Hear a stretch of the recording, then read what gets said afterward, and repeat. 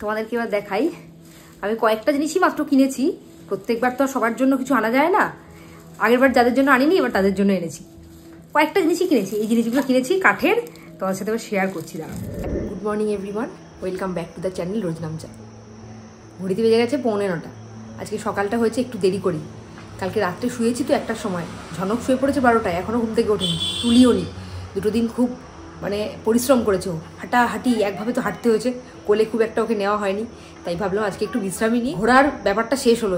এবার গরমের ছুটি পুরো ঘুরে ঘুরেই কাটলো, যেদিন থেকে স্কুলের ছুটি পড়েছে সেদিন থেকে ঘুরে ঘুরেই কাটছে। এবার অ্যাটলাস ঘোরাটা শেষ হলো, এবার আবার ঘরের কাজে মন দিতে হবে, ঝনককে পড়াশোনায় মন দিতে হবে। আবার কদিনের মধ্যে পরীক্ষা আছে। রাকেশ তো উঠেই চলে গেছে বাথরুমে ফ্রেশ হতে, এক্ষুনি অফিসে বেরোবে। আমি এবার সব গোছগাছ করে দেবো। এবার ব্লগটাকে শুরু করে দিই, চলো দেখতে থাকো সারাদিন কী করি। রান্নাঘরের কিছু কিছু কাজ তো এগিয়ে ফেলেছি। এইবার ভাবলাম ঝনক যতক্ষণে ঘুম থেকে না ওঠে ততক্ষণে আমি তাড়াতাড়ি করে ফলগুলো কেটে নিই। ফল কাটার কাজটা একটা বিশাল মনে হয়, তার মধ্যে যদি বেদানা কাটতে হয় তাহলে তো আরও বড় মনে হয়। আর এই পাশে ছানা করব বলে লেবুটাকেও ভিজিয়ে রেখেছি জলে। এটুকু কাজ করতে না করতেই এদিকে ঝনক উঠে গেল। এদিকে ঝনক ঘুম থেকে উঠেই আবার লেগে পড়েছে ওর ফোন খেলনাটা নিয়ে, মোবাইলটা নিয়ে, তাই তো? আমার ফল কাটা হয়ে গেছে, যে 4 জনের জন্যই ফল কেটে নিয়েছি। ঝনক তো কিছুই খায় না, ওই জন্য লেবু আর বেদানা এখন খাবে। দাঁড়াও, বাবাকে খেতে দিয়ে নিই, তারপর তোমাকে দিচ্ছি, ঠিক আছে? আমার আর ঝনকের ফলটা পরে কাটলেও হতো, কিন্তু ভাবলাম যখন ফল কাটছি একসাথেই পুরোটা কেটে ফেলি, না হলে আবার ডবল খাটনি। এই যে এসেই জাতীয় খাবার নিয়ে বসে পড়েছে। কতটা লবণ দিয়েছো? আমি দিইনি, শিবানী দিয়ে দিয়েছে। কালকে রাতে বিরিয়ানি খেয়ে আজকে পেটটাকে শান্ত করছে পান্তা ভাত খেয়ে। ওইসব কিছুই না, দোষ খণ্ডন করছে। আমি এখন যাতে ভাতটা না নষ্ট হয় তার জন্য খাচ্ছি। দোষ খণ্ডন করছে। আর দ্বিতীয়ত হচ্ছে আমার পান্তা ভাত খেতে ভালো লাগে। বাবা এরকম হাত দিও না, ঝনক হাত দিও না। ওই দেখো অবস্থাটা দেখো। ঝনক এখন এগুলো খাস না, দুধ খাবি। নিতে নেই আর না বলে নিতে নেই বাবা। পান্তা ভাতে প্রচন্ড উপকার। পান্তা ভাতে ভীষণভাবে পেট ঠান্ডা থাকে আর অ্যান্টিঅক্সিডেন্ট থাকে। যতই উপকার হোক আমি জীবনে খাবো না। সেই সাথে যাদের গ্যাস অম্বলের সমস্যা তাদের পক্ষে খুব ভালো। মুখ থেকে কেন ফেললে? মুখ থেকে কেন ফেললে? তুলে এখানে ফেলো, উপরে ফেলো, ফেলে হাতটা ধুয়ে আসো। রাকেশকে কাঁচের যে বোতলটার মধ্যে কয়েকদিন ধরে শরবত দিচ্ছি, আজকে দেখলাম সেই বোতলটার ওপরের খোলসটা একেবারে ভেঙে চূর্ণ বিচূর্ণ হয়ে গেছে, তাই সব ফেলে দিলাম। এবারে একেবারে সলিড কাঁচের বোতলটার মধ্যেই দেব, এইটাকে আবার না ভাঙে। আজকেও কিন্তু শরবতটা ঠান্ডা জল দিয়েই করছি। আজকে তো রাকেশ বসে পড়েছে ওইদিকে খেয়ে উঠেই বেরোবে। এখন যদি আমি আবার জলটাকে ঠান্ডা করতে দিই তাহলে ট্রেন মিস হবে অবধারিত। আগে লেবু দিয়ে তারপরে বিট নুন আর জ্যাগরি পাউডার দিয়ে দেবো। এই গরমে যত টক খাওয়া যাবে তত শরীর ভালো থাকবে, ওই জন্য রোজ আমি ওকে এখন শরবত করে দিচ্ছি। ঝনককে দিই না, তার কারণ ও তো ফলের রস খায়, আর তাছাড়া ও একটু যদি টেস্টের অন্যরকম হয়, ও যেগুলো খায় তার থেকে, তাহলেই খেতে চায় না, নাহলে ওকেও একটু করে দিতাম। তাই রাকেশকেই দিলাম করে। আজকে যেহেতু সকালবেলা পান্তা ভাত খেয়েছে, তাই জন্য দুপুরে টিফিনে আর ভাত দিলাম না, দিয়ে দিলাম রুটি, তার সাথে দিলাম 2টো প্যারা। আর এইটা হলো সেই কামাখ্যা মায়ের প্রসাদ। আজকে আর ডিম সেদ্ধ দিলাম না, দুটো কারণে। একটা হলো প্রসাদ নিয়ে যাচ্ছে, আর একটা হলো আজকে পান্তা ভাতের সাথে তো অমলেট খেয়েছেই, তাই জন্য আজকে আর ডিম সেদ্ধটা দিলাম না। আর এখানে একটা পটল আলু দিয়ে ভাজা হয়েছে, খুব ভালো করে এটা রান্নার দিদি, এটা দিয়ে দিলাম। আর তার সাথে দিয়ে দিলাম টক দই। এই গরমে টক দই খাওয়া তো খুব উপকার, বললাম না গরমে যত টক খাওয়া যায় ততই ভালো, ওই জন্য টক দইটাও দিলাম। আর তার সাথে এক টিফিন বক্স ভর্তি ফল।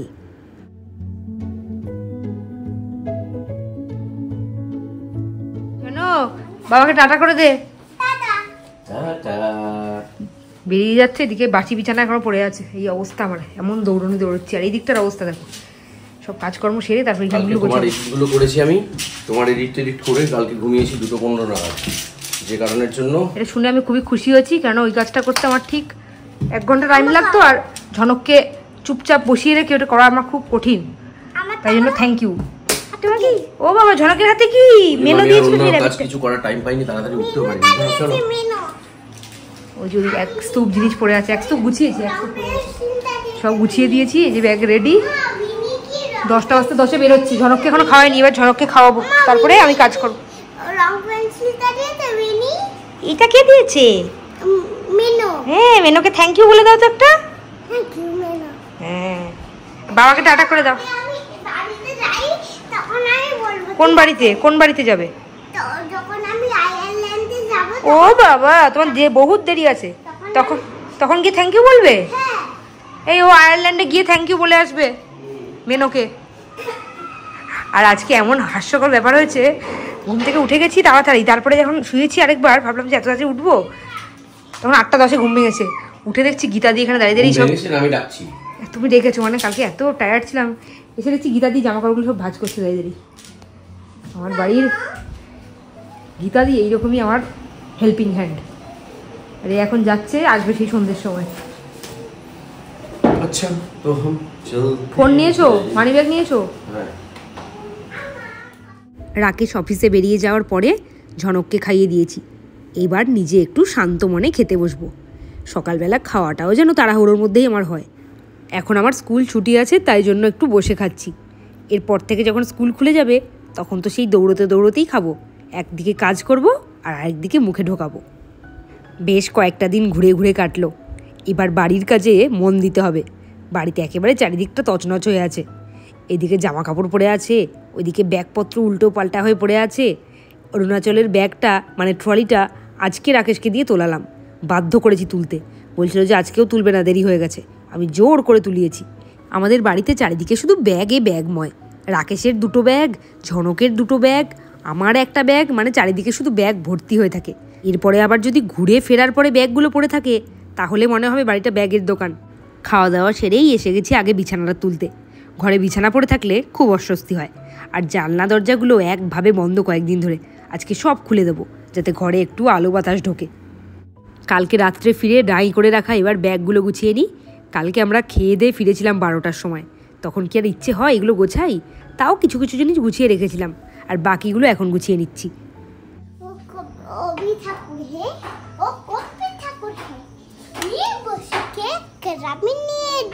এটা কে শিখিয়েছে তোমাকে? বাবা। আরেকটা কে শিখিয়েছে? আরেকটা সব যে বাবা শিখিয়েছে ওটা করো।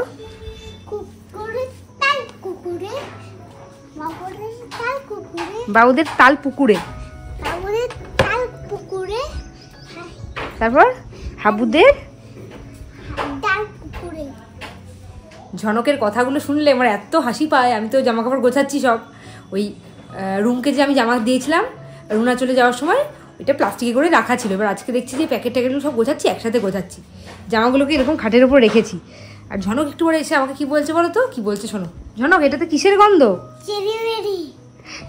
চেরিবেরির জামা কাপড়ের সাথে জামা কাপড় কাচা হচ্ছে, একটু ডেটল বা কিছু পড়েছে, সেই গন্ধটা যাচ্ছে। ও ঠিক বুঝে গেছে ওটা কিন্তু চেরিবেরির গন্ধ। আমি বলছি, আমাকে জিজ্ঞেস করছে এগুলো কি চেরিবেরির জামা, চেরিবেরির গন্ধ চাচ্ছে?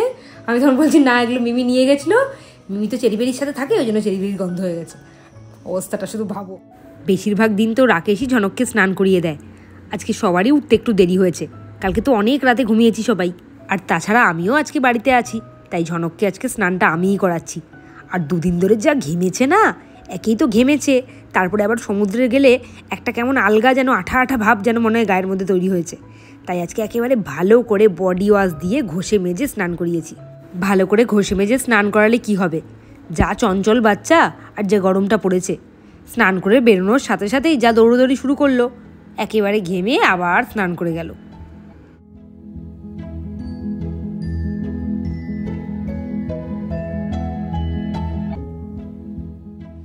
স্নান হয়ে গেছে, এবার ঝনককে খাওয়াবো। তার আগে তোমাদের সাথে একটা কথা শেয়ার করি। কাল থেকে আমি বলে যাচ্ছি ঝনকের স্কুল ছুটি। আসলে ঝনকের ওই শুক্রবারটাই শুধু ছুটি ছিল, তারপরে আর ছুটি নেই। প্রচণ্ড গরম চলছিল আগের সপ্তাহটাতে, এই সপ্তাহেও গরম চলছে, কিন্তু এই সপ্তাহের গরমটা একটু সহ্য করা যাচ্ছে। তাই আজ থেকেই স্কুল খুলে গেছে। আমি তো ভেবেছি স্কুল বন্ধ, তাই জন্য পাঠাইনি।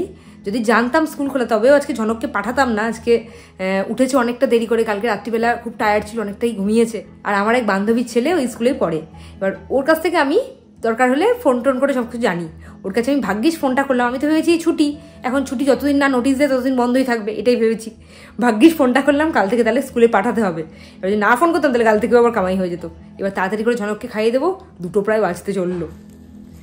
তোমাদেরকে এবার দেখাই, আমি কয়েকটা জিনিসই মাত্র কিনেছি। প্রত্যেকবার তো সবার জন্য কিছু আনা যায় না। আগেরবার যাদের জন্য আনিনি, এবার তাদের জন্য এনেছি।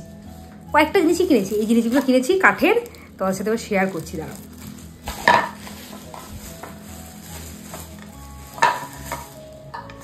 প্রথমেই কিনেছি এই ট্রেটা। এই ট্রেটা সার্ভিং ট্রে একটা, ওই কাপ টাপ রাখার জন্য খুব সুন্দর, মানে একদম গ্লসি, খসখসে কাঠ না কিন্তু গ্লসি কাঠ। ট্রেটা খুব ভালো লাগলো দেখে একটা ট্রে কিনেছি। এটা আমার নিজের জন্যই কিনেছি। আমার খুব পছন্দ হয়েছে। এইটা কিনেছি দিদি ভাইয়ের জন্য, মানে আমার দিদি আয়ারল্যান্ডে যে থাকে, দিদি ভাইয়ের জন্য কিনেছি। এটা এত পছন্দ হয়েছে দেখে, মানে কাঠ দিয়ে তৈরি করেছে এত সুন্দর করে নিখুঁত। দেখো এই যে দেখাচ্ছি তোমাদের, দেখো জালি জালি, এই প্যাঁচার যে পেটটা এটা কিন্তু জাল জাল টাইপের। এটা দিদি ভাইয়ের জন্য কিনেছি, এটাও কাঠের, খুব পছন্দ হয়েছে দেখে।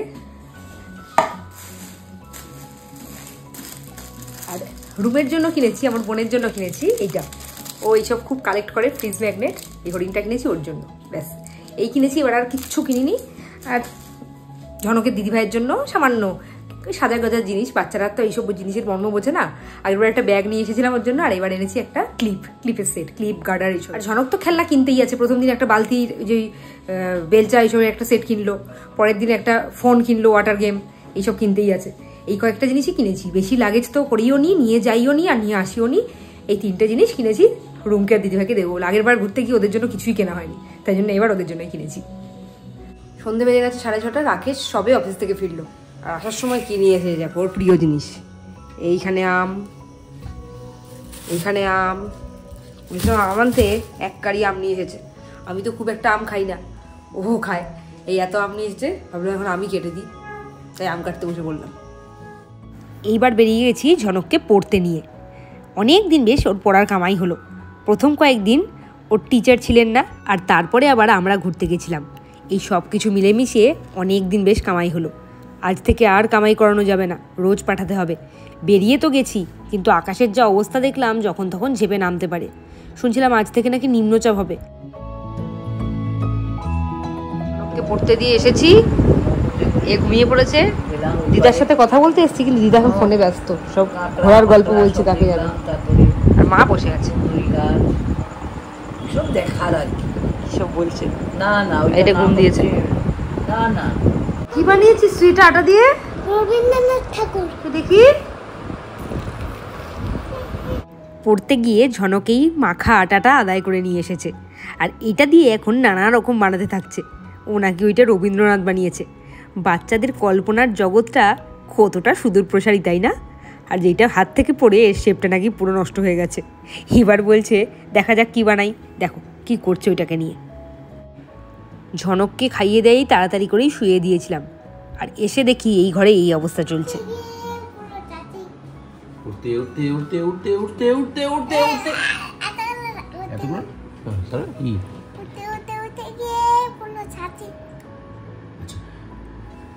উঠতে উঠতে উঠতে উঠতে উঠতে উঠতে উঠতে উঠতে গিয়ে পড়লো সাঁচি। যেই না গেল মাছ ধরতে ঝনক দিল হেসে। যেই না গেল মাছ ধরতে ঝনক দিল হেসে। বাবা এসে রাত্রিবেলায় ঝনককে হামি দিল ভালোবেসে।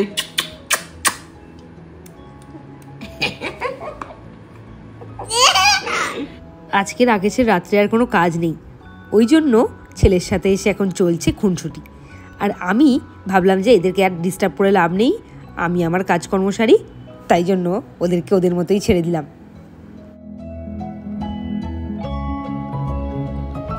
কালকে ঝনকের স্কুল আছে, তাই জন্য আমাকে সেই সকালবেলা তাড়াতাড়ি উঠতেই হবে। তাই ওইখান থেকে আসার পর আমি এক ধারসে কাজ করে গেছি, 1 সেকেন্ডও বসিনি। সব কাজ ছেড়েছি, ঝনককেও খাইয়ে শুয়ে দিয়েছি।